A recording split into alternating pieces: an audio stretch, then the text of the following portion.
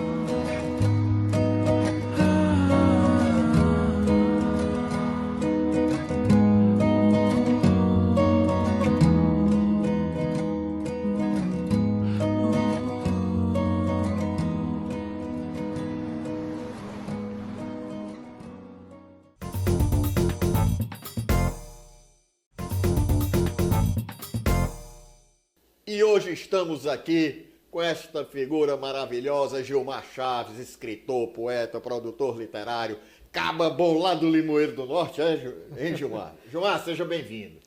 Gratidão, Totônio, estar aqui com você. Sempre bom nos encontrarmos, conversarmos sobre a vida. E eu tenho milhões de desejos de estar aqui. E um deles é porque você é uma pessoa de Fortaleza, um poeta, um memorialista que conversa com a cidade. Você não escreve só sobre a cidade, mas você tem uma fala com a cidade. Quando a gente está junto, estamos vendo Fortaleza, estamos vendo o futuro, estamos vendo o passado, nós estamos vendo uma transversalidade de Fortaleza. E isso me motiva muito a conversar com você, além da pessoa afetuosa, inteligente que você é. Obrigado, Gilmar. Agora tu tem que dizer que essa nossa fala aqui não é combinada não, né? Porque tu já chega elogiando assim, Marco. Digamos que eu... mas tudo bem, rapaz. Mas eu não sou muito...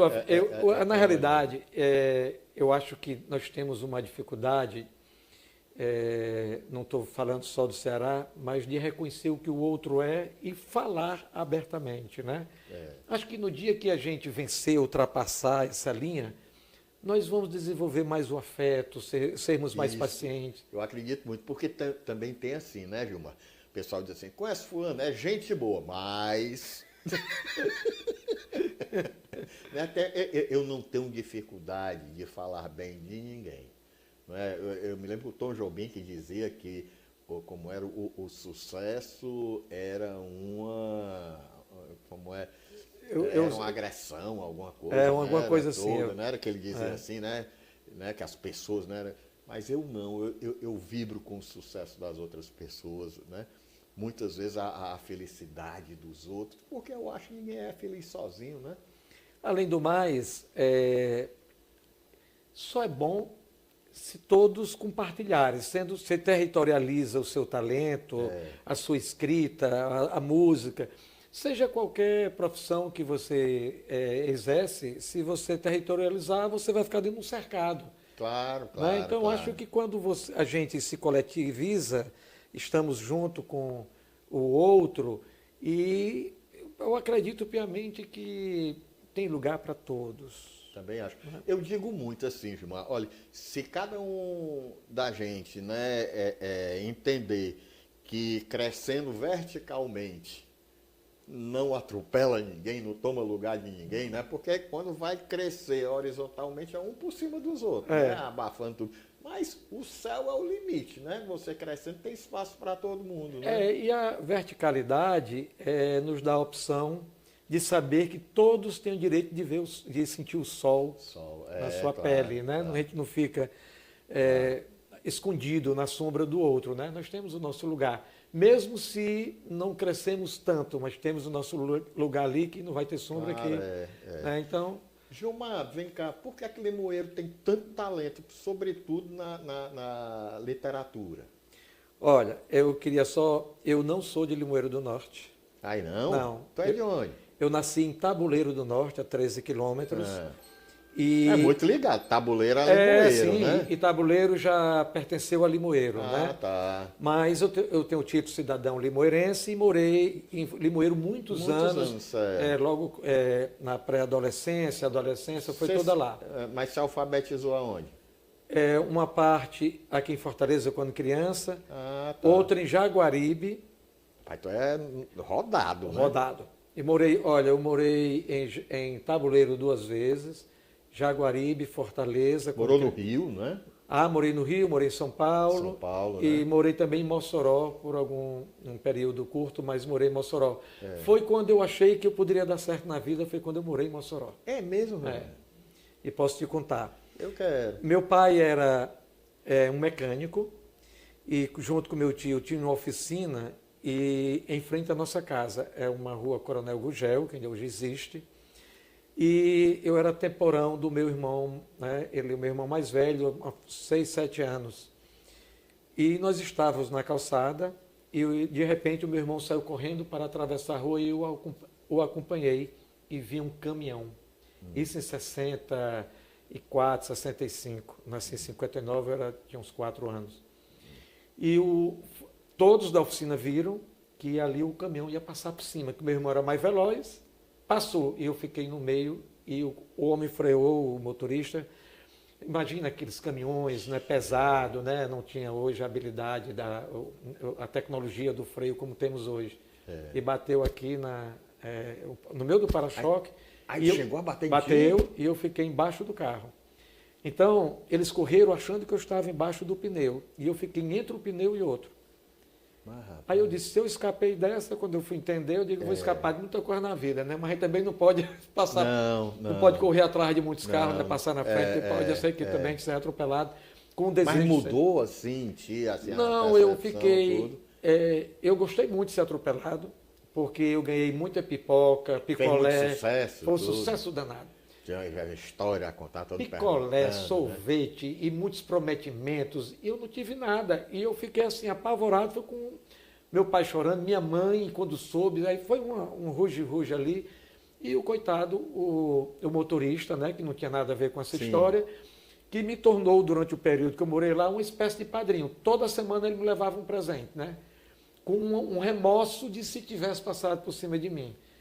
Aí eu, para tirar da minha cabeça que remorso não era bom, porque para mim foi muito agradável, né? Porque eu ganhei muitos presentes.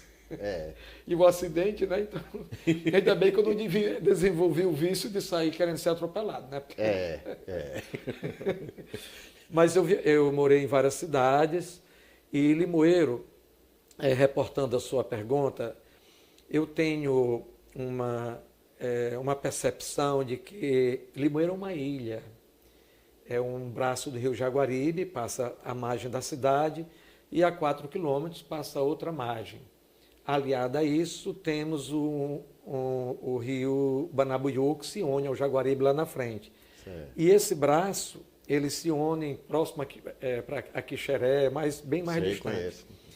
Então, nós moramos numa ilha, o nosso inconsciente tem essa questão da ilha. Inclusive, na cidade nós temos um bairro que a gente chama Ilha, que é do outro lado do rio. E nós sempre fomos muitos afeiçoados à literatura, provavelmente porque Limoeiro, a terceira diocese do Ceará, em 1838, então tivemos logo o seminário. Dom Aurélio, Dom Aureliano Matos. Dom Aureliano Matos, né? Então ele teve o colégio diocesano, os padres falavam latim, e francês, inglês. E Lauro de Oliveira Lima é de lá? Lauro de Oliveira Lima é de lá. Grande educador. Grande educador. E temos também o Dejairo Figueiredo, né, que é o irmão do Dejaci Figueiredo, que trabalhou na NASA, tem um trabalho prestado à NASA, né, e é um grande matemático, considerado um dos maiores matemáticos do mundo. Que é irmão do neurologista. Neurologista, doutor Dejaci. Tive a oportunidade de recentemente conversar com ele. É uma aula de vida, né, você conversando, porque ele, apesar de muita idade, mas é um jovem, né? Sim, é uma pessoa que trabalha com a cabeça. Com a cabeça, Né? né? Então, ele é uma pessoa que tem E pelo lado de dentro, que é o lado de mais dentro, especial. Dizer Né? pelo lado de fora é mais fácil que a gente já enxerga, né? Já Mas enxerga, dizer o que você não vê, não vê, aí é algo. é um desafio, É né? um desafio.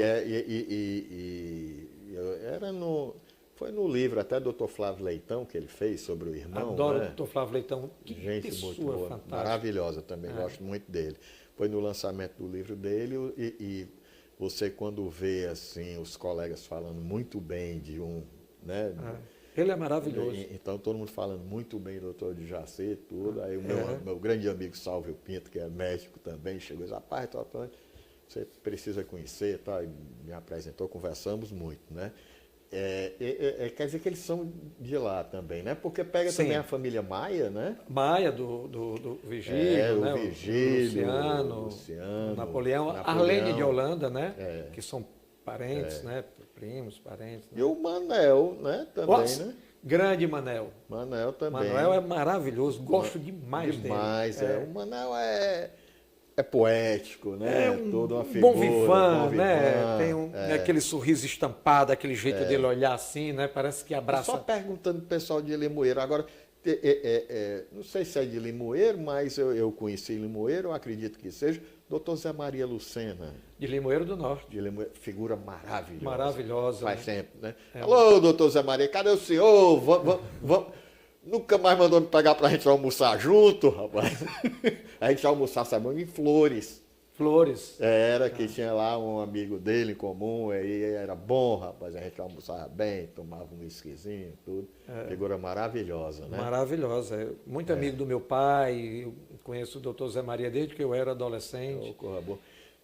Gilmar, alguma professora te marcou muito, assim, na tua infância? Olha, algumas professoras me marcaram, mas com uma eu tenho uma história muito singular. A professora Dione, minha professora de geografia, e ela, um certo dia, ela dava umas pitadas de geografia geral, quando fazia o ensino médio, né, que era o ginasial, né, a época. E um dia ela colocou o mapa mundi na parede e pediu para eu dizer onde estava o Rio Nilo. E eu não sabia nem onde era, o que era Rio Nilo, em nada. Conhecia só o Jaguaribe. E você estava lá porque foi exatamente... Aí foi. E tem um senhor lá que é maravilhoso, que é um comerciante chamado Zé Nilo. E eu achava que o Zé Nilo, será que estava morando, né, se era a casa do Zé Nilo? E eu fiquei meio barulhado e ela perguntou disso, diga aqui onde que é o Rio Nilo. E eu fiquei, mas será que o seu Zé Nilo ali... Aí eu, mostra aqui. Aí eu fui lá, aí passei a mão no mapa mundi e disse, professor, é por aqui. Aí ela disse, por aqui, vai para a diretoria. O mapa estava... Eu tinha que acertar onde é que estava o Rio Nilo. E aí eu cheguei na diretoria, a diretora, Dona Almerinda, que faleceu, uma grande diretora. O que você está fazendo aqui? Eu era do MJL, do grupo, né, do Movimento de Jovem Limoeirense, que fazia parte do Eugênio Leandro. Tem o Eugênio, ainda, gente boa. E tantos outros. E aí eu contei para ela, ela começou a rir e disse, olha, você vai lá para casa hoje à tarde, estudar, e eu tenho uma Delta Larousse, que era o GPS da época, né? E aí eu fui estudar lá, e ela disse, eu vou falar com a professora, você não foi expulso do colégio, foi apenas, e não precisei nem dizer em casa. E eu me apaixonei pelo Egito. Cleópatra, foi uma paixão estudando, e você vai dizer para ela, vai conversar com ela e vai contar para ela sobre o Rio Nilo, e ela vai topar e tudo ficou. Aí ela, na aula, uns 3 dias após, ela perguntou, você que é muito inteligente, você já sabe onde é o Rio Nilo? Eu digo, até quem é Cleópatra? Olha aí, rapaz. Aí foi um sucesso, e eu fiquei, eu tenho vários livros sobre o Egito. E em 2019 fui ao Egito, conhecer o Egito. Tudo movido por essa história que foi crescendo. Só de Cleópatra eu li já umas 7 biografias. Ela não é nada disso, que as pessoas, uma pessoa muito culta, uma mulher de uma época, né? Uma guerreira, uma mulher né? E uma pessoa... Porque associam muito ela como... a sedutora. Sedutora era Marco Antônio? Marco Antônio, né? E teve o primeiro, né? Júlio César, né? Júlio César, né? Que ela... E aí, quando eu cheguei na base da pirâmide Kelps, eu comprei um presentezinho, uma bolsinha, e quando cheguei em Limoeiro, fui entregar para ela. E eu fiquei amigo dela, assim, da família, dos filhos, das filhas, amigos, e esse assunto nunca ninguém tocou. E no dia que eu fui entregar para ela disse, você foi para o Egito? Eu digo, fui. Mas eu sou tão orgulhosa de você, o escritor e tal, e você foi fazer o que lá? Eu disse, fui por causa da senhora. Aí contei para ela, ela começou a chorar. É emocionante, é uma educadora, né? Ela raiz disse, mesmo. meu filho, valeu a pena ser professora, te levei ao Egito. Eu digo, me levou, e agora eu vim contar outras histórias para poder... Ela ria das minhas coisas. Então, Limoeiro é uma cidade que tem essa... as pessoas gostam de poemas, temos muitos repentistas, né? Escultores, artistas plásticos, como a Márcia Mendonça, né? Tem o Júlio Pitombeira, que também trabalha, o Victor, que faz escultura, temos pintores lá, o Talvanes, temos muita gente lá na cidade, né? E acho que isso tem uma coisa que nos move, é a vontade de levar o seu poema, a sua escrita, a sua arte para o outro lado do rio. Não é? É um poeta. E a gente tem essa vontade. E eu lembro que não participei dessa revista quando que Eugênio Leandro, Jorge Pinheiro, que é o atual secretário, Jorge Alain. Mas o nome artístico. O Jorge... Jorge Alain, já foi Jorlan. Foi o primeiro letrista, um dos primeiros letristas do Falcão. Foi, né? Exatamente. Figura, grande poeta, grande poeta. Essa revista Quandu, que eles lançaram no ginásio, com o padre Pitombeira, que eram... Foi Moacir Maia, da tua época? Foi um colega de sala de aula. Moacir tá com a dívida aí comigo aí, num rum, que ele vem me prometendo pra gente tomar um rumzinho e ele não chama. Não, rapaz, mas tem que chamar, porque... E ele... Teve agora em Limoeiro com os 80 anos do Colégio Diocesano. Olha aí. Ele teve lá agora. Muito bem, é um grande amigo, viu? Não, e ele é uma Moacir. pessoa... E o Moacir... Alô, Moacir! Ei, Moacir! E Moacir, ele é uma pessoa, sempre aquela pessoa, simpática, gente boa e uma pessoa extremamente generosa. E onde ele esteve, sempre reconheceu os amigos. E não sei quem inventaram essas pessoas, e as pessoas... uma pessoa se tornar famosa e reconhecida e deixar de conhecer as pessoas. Né? É bobagem, né? Porque não Bobagem. estava preparado para o sucesso, né? Que não tá... E Moacir tem Pois bora dar uma pausazinha agora aqui, que a gente tem conversa que dá no pé da canela. Mas eu queria dizer que o Moacir é essa pessoa Moacir onde ele está e, sabe, fantástico. Eu gosto muito dele. E volta já.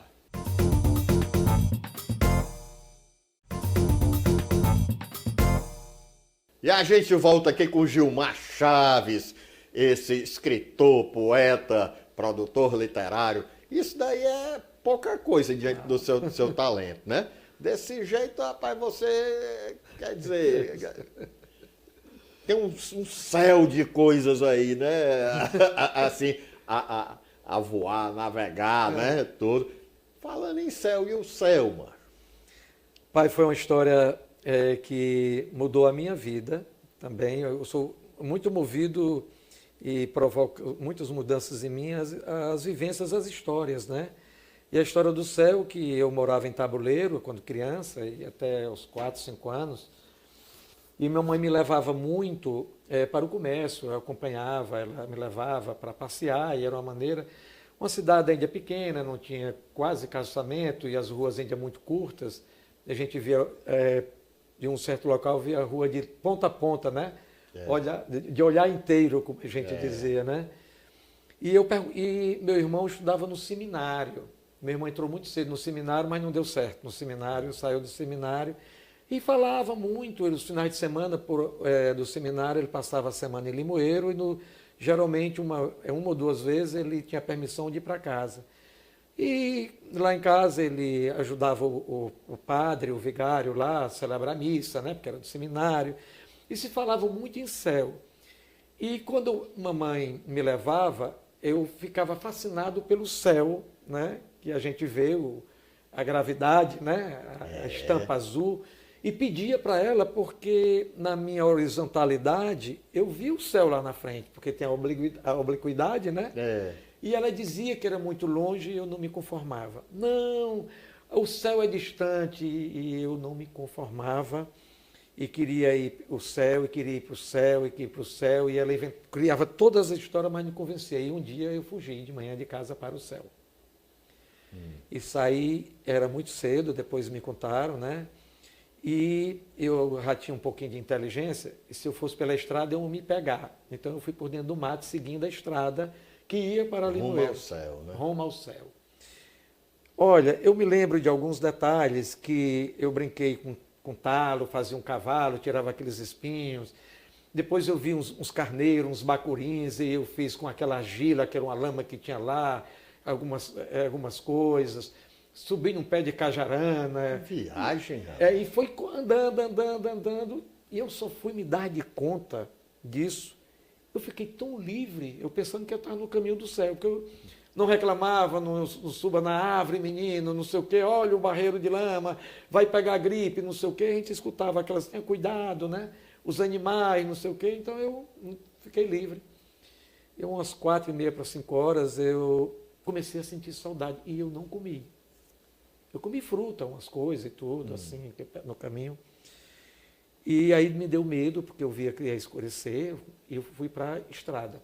Ao chegar na estrada, ia passando um senhor mesmo, já tinha uma idade, de bicicleta, e ele parou de uma vez e disse, como é seu nome? Aí eu fiquei assustado, aquele homem que eu não conhecia, né? Aí eu disse, Gilmar, pois vamos comigo que está o mundo todo procurando por você. Eu vi na rádio, chamava, né? Maravilhoso, né?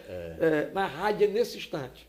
Vou te levar para Tabuleiro. Já tinha andado 7 quilômetros. Mas, rapaz, Aí me botou na garupa e me levou.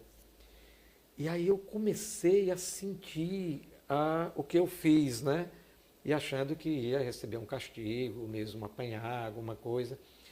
E quando eu cheguei lá em casa, tinha uma multidão. E o porquê? Porque havia passado uns dias um grupo de ciganos. E tinha essa onda de dizer que o cigano levava as crianças. As né? crianças. E eu tinha o cabelo muito encaracolado, e era grande, comprido, muito louro, os olhos muito azuis, e muito falante e tal. Ainda continuo, né, falante? E aí eu vi aquela multidão, aí diziam que eu fui sequestrado, os ciganos levaram, muitas histórias. Né? E minha mãe, quando me viram chegando, aí, seu José, está aqui ele, todo mundo olhando, aí papai me pegou na garupa da bicicleta, aí disse, senhor, entra aqui, aí ele correu para levar para o quarto, que mamãe estava num estado deplorável, né? Com uma enfermeira, uma pessoa que cuidava, assim, e ela me abraçou tanto, e papai, e aquela multidão, e querendo saber onde eu estava, né? E papai me trouxe depois para a sala, colocou numa cadeira e disse, agora você vai dizer para onde eu estava, quando você foi. E eu esperando um castigo, então uma palmatorada, alguma coisa, né? Que ele nunca fez isso. Mas eu esperava, porque eu vi os outros meninos acontecer, até mais velhos, né? E eu fui contar. Então era gente nas 3 janelas que ainda tem essa casa, a porta e gente empilhada por todo canto. Entraram para dentro de casa, ficaram na porta do quarto, no corredor, que era... Aí eu fui me debulhar, contei todas as histórias. E por meu pai e nem minha mãe terem me castigado, repreendido, eu me tornei, certamente, desse dia em diante, contador de histórias. Você contando assim, eu acho, por exemplo, a tua veia literária, eu acho que vem daí, de contar histórias, né? Pode ter nascido daí. E é bacana isso também, porque é uma coisa autoral. Não é? Quer dizer que vai... E com vários personagens, né? Com vários personagens, eu acho assim, por exemplo, muito legal quem escreve bem, mas quem tem história para contar, né? Quem tem... agrega muito a escrita, né? Porque o meu pai e a minha mãe, eles são de São João de Jaguaribe, da cidade vizinha. Eu sou daquele entroncro, que já pertenceu também a Limoeiro do Norte, né? Sei. Antes todos pertencíamos a Russas, e Russas antes já pertencia a Aracati, né? Até depois foi desmembrado, né? Foi. E foi espalhando. Então, eu fui criado desde criança nos alpendres, né? De ouvir histórias, né?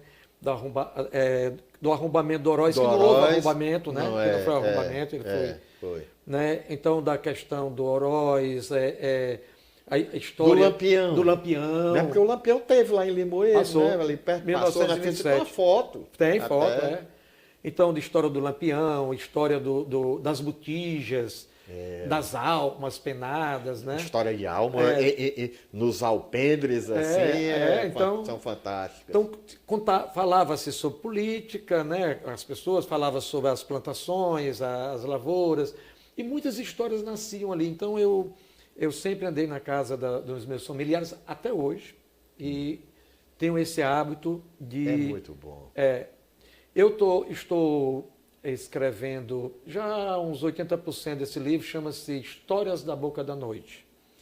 Eu já colhi, andei vários alpendres e gravando e dizendo para as pessoas que eu estava gravando para fazer o livro. E teve um fato com um senhor muito legal, que ele, uma certa vez, numa dessas entrevistas, num momento muito delicado, nós estávamos passando ao país, e aí eu perguntei para ele, como é que o senhor está achando o Brasil? Aí ele, vamos aqui na minha casa, aqui dentro de casa, lá no quintal, lá no fundo da casa, né? Não falou quintal aqui, a 50 metros era o Rio Jaguaribe, o Rio Jaguaribe, ele já faleceu. E aí ele disse, está vendo como é que está o Brasil? Aí tinha um veinho de água passando, e lá na frente, uns 150, 200 metros, o rio fazia uma curva. E eu fiquei olhando aquilo ali, eu disse, olha, o que é para o senhor isso aqui? Aí ele disse, você não está vendo não? Eu digo, não. Pois eu vou dizer, cada vez ficando mais seco e sem saber para onde vai. Olha aí. Sabe assim, então eu ouvi histórias, citações, palavras como essas, né, que me nutrem para pegar essa encadeação de palavras, de imagens, né? Então eu converso com a boca da noite. Olha, quem teve essa experiência de estar no alpendre, por exemplo, eu tive em fazendas, né? Assim, de amigos, tinha a Fazenda Marrecas, da família Aragão, que eu sou muito ligado a ela, que eu me lembro que a gente já esperava a noite, porque chegava o vaqueiro para contar história de alma, que a gente gostava mais, né? Era tudo. E bacana, porque ficava o dono da fazenda, o vaqueiro, ficava todo mundo, quer dizer, era em harmonia mesmo ali, não é? Não tinha aquelas... eu quero dizer, tinha a igualdade social. Exatamente. Não é isso? Todos têm o direito de contar e de ouvir. De contar, de ouvir, tudo. E ali? E o melhor, ainda a gente ficava ouvindo a história para não perder, ainda ficava matando as muriçolas. Né? E sentava... Aquela luzinha de candeeiro. Sentava... Então, no máximo tinha um motor que desligavam a hora, né? E sentavam-se no parapeito, né? Nas cadeiras. Nos parapeitos, as cadeiras. Né? E às vezes se via café e milho cozido e conversava. Né? Então era... Eu acho fantástico. Isso, eu nunca perdi esse vínculo. Rapaz, é muito importante, sabe? Assim, sempre eu associo assim, a palavra sertão a sertão. Né? Sertão feliz, né? Sertão, né? O sertão, para mim, eu nunca associo a seca, sabe?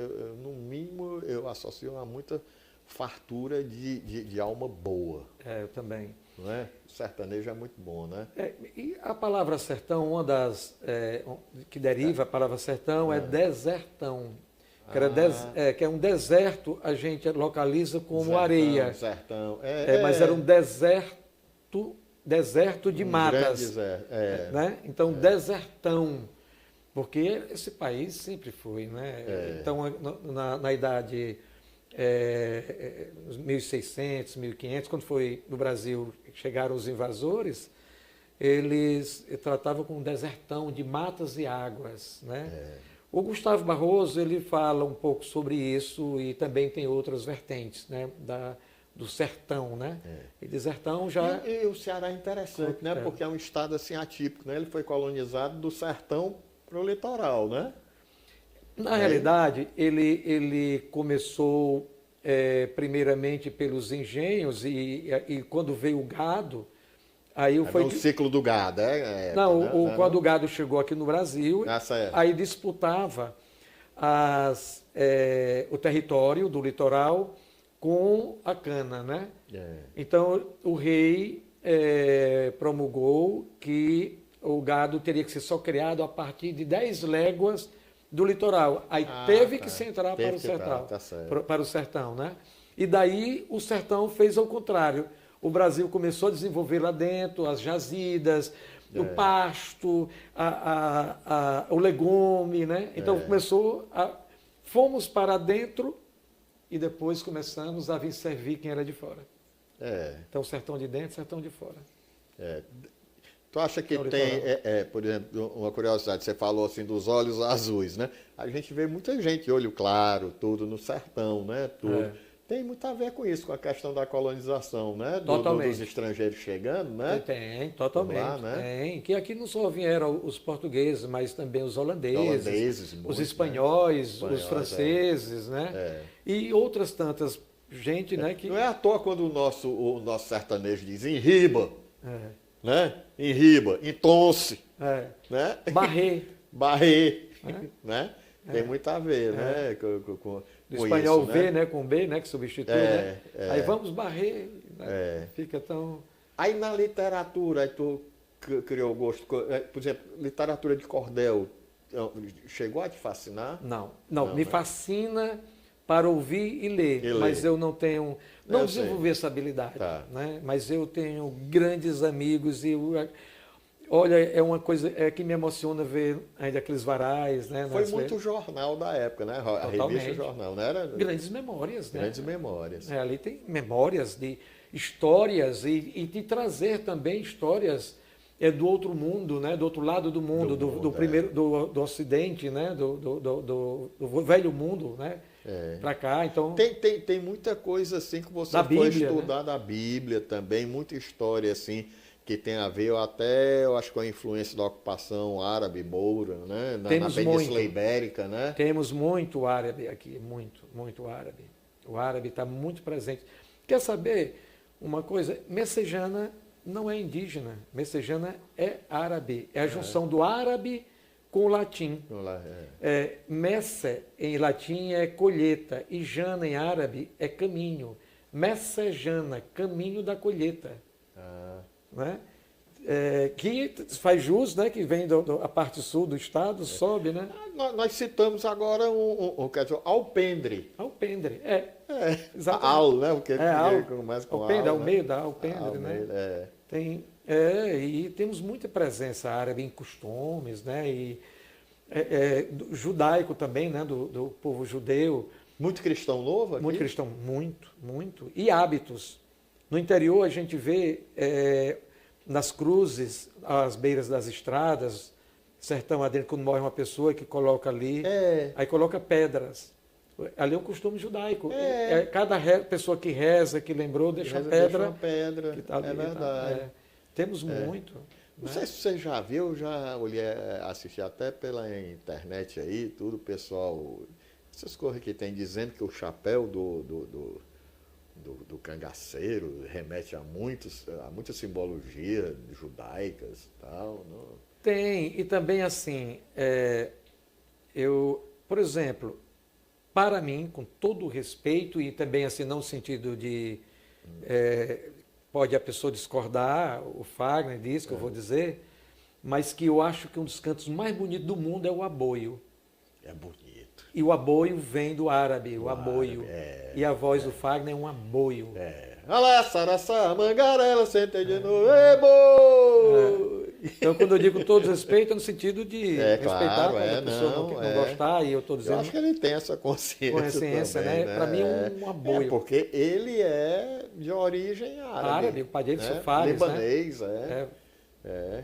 que Lopes lá, né? Lopes é Lupus, né? Acho o aboio, o encontro, o aboio, o vaqueiro que sabe tanger o gado com aquele canto. Olha, é um momento muito...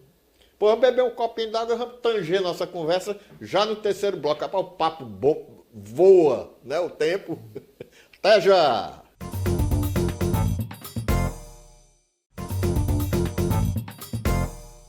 E o Mosaico volta nesse terceiro e último bloco aqui com essa figura maravilhosa, Gilmar Chaves, produtor literário, poeta, escritor, dentre tantos talentos.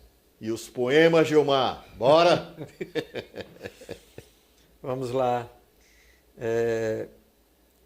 Eu sou muito aderente à poesia, eu gosto de levar a poesia comigo, eu gosto de viver a poesia não só minha, como dos meus amigos, dos poetas que eu leio. E há uns 8 anos eu comecei a trabalhar com o conceito de amor. Eu pesquiso sobre a construção dos sentimentos e gestos amorosos em períodos históricos diversos, como era o amor na Antiguidade do Império Romano, no Renascimento, na Idade Média, dentro de uma historicidade, não tem nada a ver com no estudo a questão da análise, mas da psicologia, né, mais da historicidade.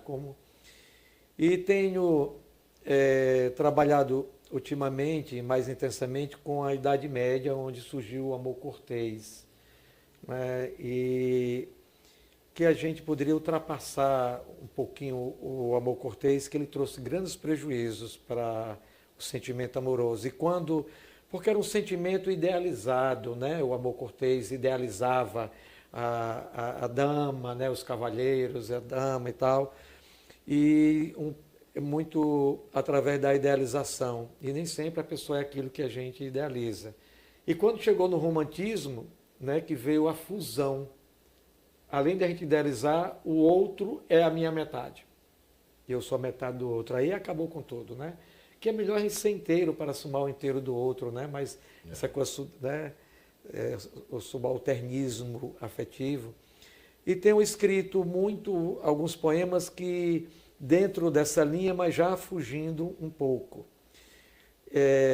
Eu tenho um poema que já foi gravado e publicado em vários idiomas, chama-se Proposta, que tem uma coisa assim: alguma coisa em ti me deixou imprescindível, desenhando charme, passear tua meiguice. E quando eu souber com que flores te conquistarei, metade de mim será jardim. Então está bem dentro do mais bonito, do romantismo, E tem um outro que eu já, rompendo com essa estrutura do amor cortês, que é: quando sonho com fruta madura, me apaixono por alguém. Elas podem ter sabores doces ou ácidos, como os abacaxis da vida. A paixão é o amor com gripe. Ótimo. Muito bom, muito legal. E você disse que está escrevendo, né? Também agora. Estou escrevendo, terminando esse livro, e estou trabalhando numa coleção, na 4ª etapa da coleção Pajeú, que nós temos somos gratos pela sua participação, que você acabou de escrever, sobre o Papicô. Papicô. Né? Lagoa Comprida. Lagoa Comprida.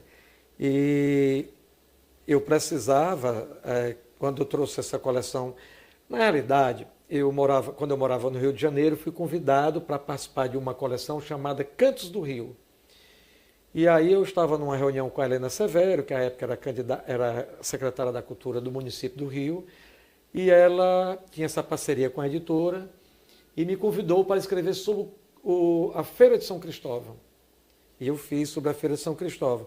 E numa conversa com o Lira Neto, com a Urbaniza, por telefone, aí eu disse, olha, vamos fazer no Ceará uma coleção sobre os bairros de Fortaleza, que eu sempre tive essa vontade de... Eu conheci muitos bairros de Fortaleza, que eu te conto já daqui a pouquinho o itinerário. E aí eles toparam e fomos tentar publicar pela Fundação Demócrito Rocha, né, tentar um patrocínio. E foi a coleção Pajeú, vários títulos para a coleção, foi o Lira Neto que deu o título, a coleção Pajeú. Legal. Que é legal que o Riacho Pajeú, né, ele passa por dentro da cidade. E foi na época do Magela Lima, o primeiro secretário do prefeito Roberto Cláudio, e nós fizemos a primeira, a segunda e a terceira edição.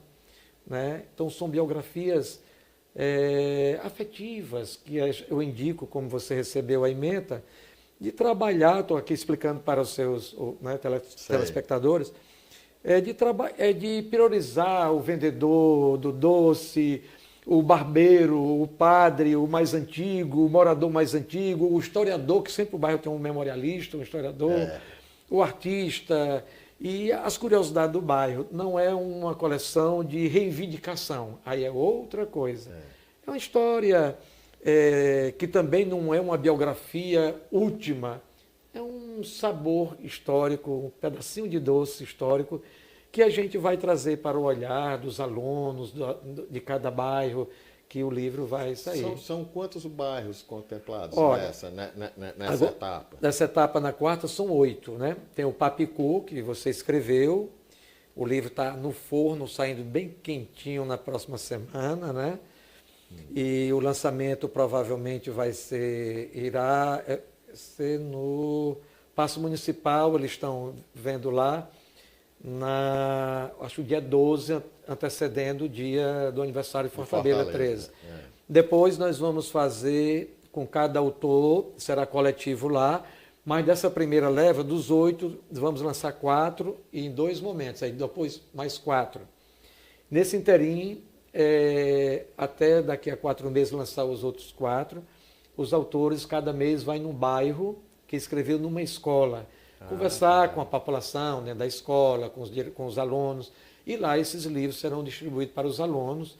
Uma parte é distribuído para as bibliotecas públicas de Fortaleza, né, e a outra parte para os alunos por lançamentos ali no dia coletivo, com os 4 autores, começo do PAS, que vai acontecer, e para os alunos. Então, o livro fica rapidinho, ele vai embora. Então, são muitos pedidos para sair. E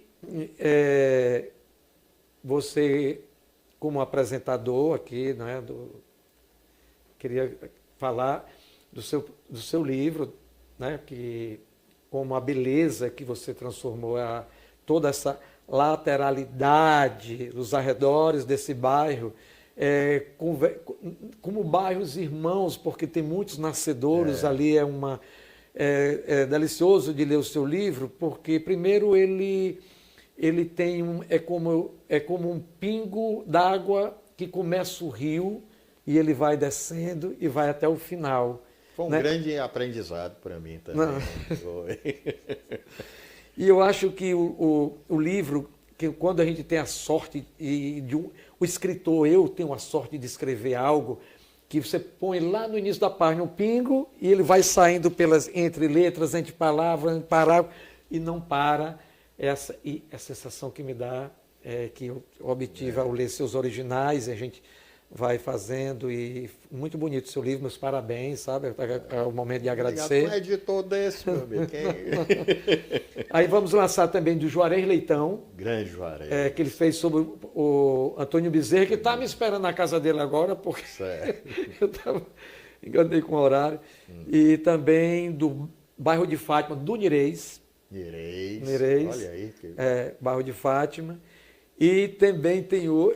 Quem é mais, assim, para saber? Desses 4 agora... eu já estou ficando convencido pelas companhias aí. Porque Nirês, Juarez, né? E tem o outro que é Tarcísio Matos. Eita, pau! Carlinhos Pamplona. Carlinhos Pamplona, grande Tarcísio. Demais, demais. Então nós temos essas sortes, né? E temos, já na segunda, temos o Watson Rodrigues sobre o Mudubim, temos a Joanice Sampaio, que é uma assessora de comunicação, produtora cultural, sobre o Jardim das Oliveiras, né? Aí temos o Janguruçu, né? Que é o Raimundo Moacir, e uma arquiteta, a Caroline Freitas, sobre a Conjunto Ceará, que tem histórias fabulosas. É uma cidade, né? É uma cidade, né? Conjunto Ceará, eu digo assim, os conjuntos, você pega Conjunto Ceará, Conjunto Gereissati, né? Tudo era... Histórias da Xuxa lá no bairro, no Conjunto Ceará, subiu em cima de um ônibus para falar com a população que ela foi doar lá uma ambulância. E do avião que sequestraram, que eram 2 moradores, que eles sequestraram para Cuba. Ah, e eram de lá? Eram de lá do Conjunto Ceará. Cadê eles? Voltaram? Voltaram 10 anos depois, com a anistia, né? Com a anistia. Foi com a anistia, mas casaram. Lembro, foram 2 e uma mulher de 1, né? Foram 3, sequestraram o avião. E foi uma batata quente, né? Porque quando ele chegar lá... Foi, depois deu um desespero. Deu um desespero, né? Porque a questão de você chegar lá, né, e não poder voltar, né? É uma batata, o exílio é algo que ninguém quer, né? Quer ir para um outro país, vivenciar o que é bom e o que não é, deixar para lá e voltar, né? Mas quando você, né? No processo criativo do livro, quando eu pensei, primeiro eu tive uma certa facilidade pela minha formação de arquiteto e urbanista, né? Assim, e depois foi porque eu acho que no projeto da coleção aí, né, do projeto Pajeú, tudo, veio muito ao encontro de que a cidade são as pessoas, né? E eu sempre tive esse entendimento. Não é? Você cuidar bem de uma cidade, você tem que cuidar bem das pessoas, né? Você tem que ouvir as pessoas, né? Porque se você não cuidar das pessoas, elas também, a cidade cuida da cidade, porque a cidade é o resultado das pessoas, né? Né? Então essa história, por exemplo, que eu achei fantástico do Papicu, você não pode tratar do Papicu isoladamente, porque já era do sítio Cocó, né? Enorme, né? Aí se mistura com a história da família Diogo de Siqueira, né? Tudo, aí fala, rapaz, aí conversar, aprendi com muita gente sobre isso e saber dos pormenores, né? Até da preferência da cor azul, né? E também pisar o chão com as palavras, né? O que você está criando um assoalho da letra, da literatura, né? A memória estão com as pessoas e nos livros, né? Com os memorialistas.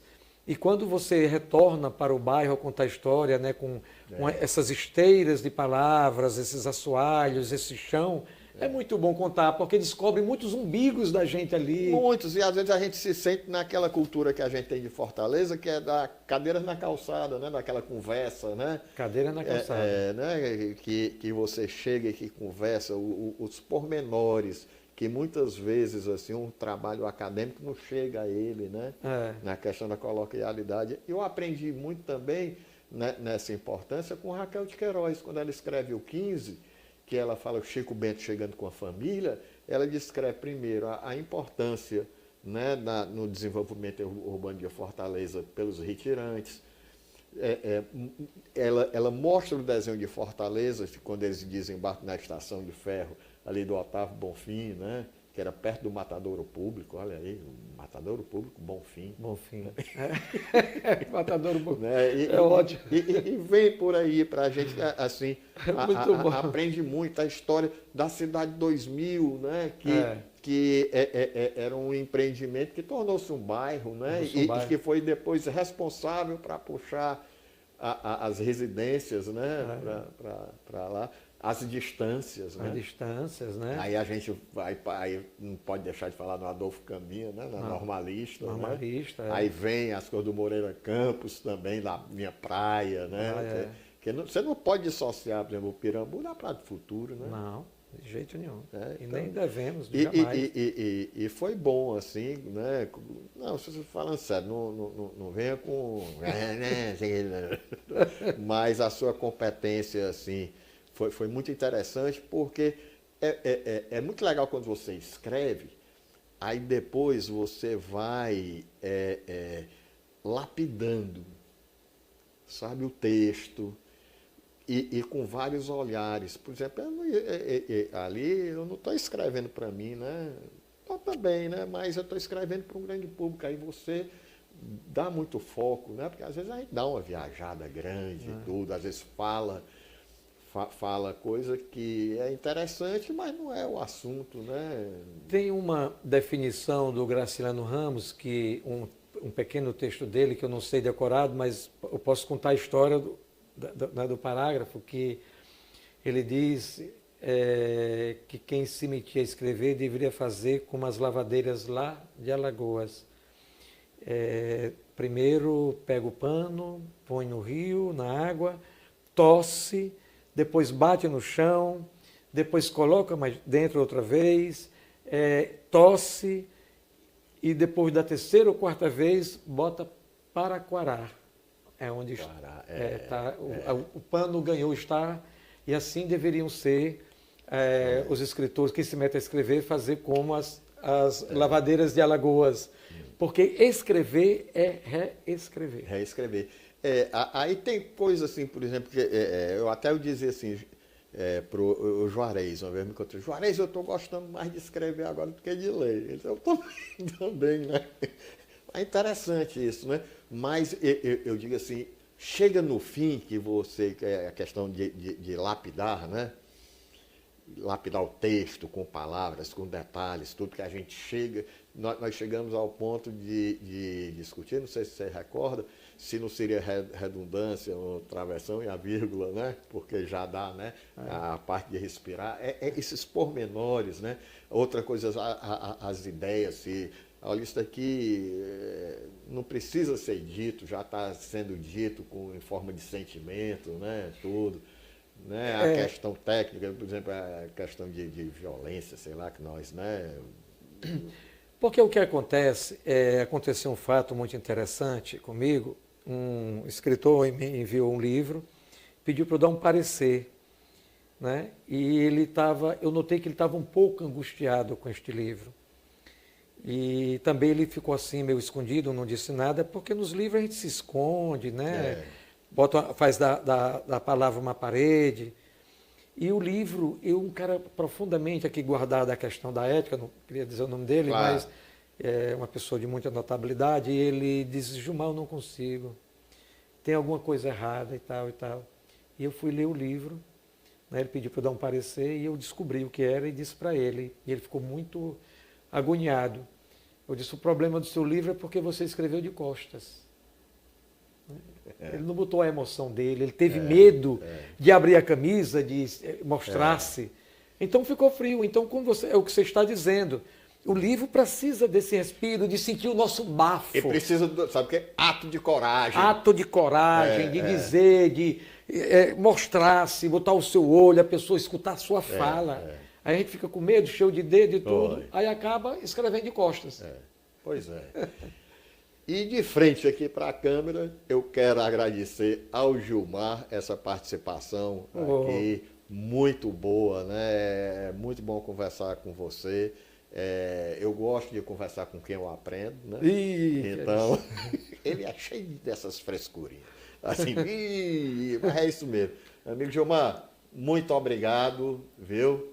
Você está me devendo o poema para declamar, vai ser da outra vez. Outra vez. O pessoal quer saber de você, quer saber do entrevistador, não, viu? E é isso, pessoal. Esse é Gilmar Chaves, poeta, escritor, produtor literário. E até o próximo Mosaico!